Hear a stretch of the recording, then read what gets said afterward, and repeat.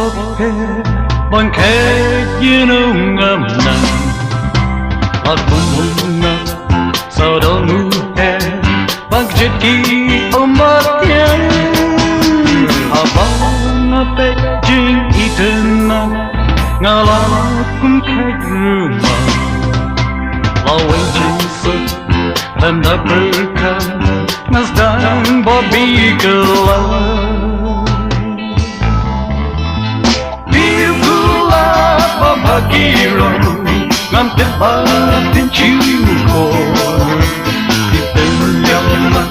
te kirong ong Pikor chi den po Tiew kulap babagiro ngam te ba tin chiu ko The kirong hong Pikor chi den po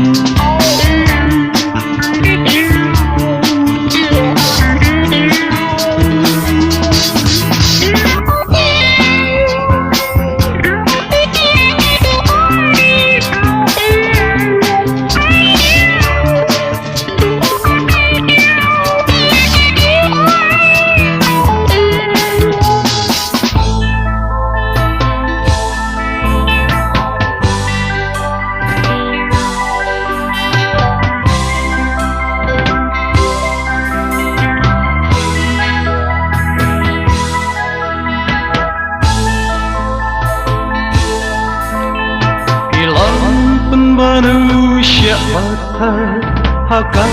jing em jeng da and hapan ma ki jing je jing em kas dan sức ma for Aisha babidan ban tin yap mat yi ma aduk tak ni in chat den pan angan la chi bakla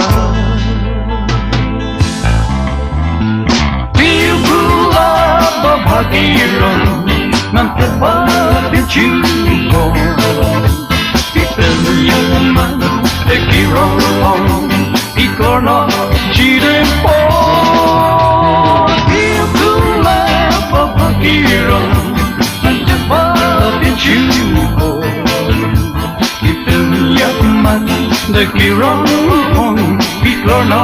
chi den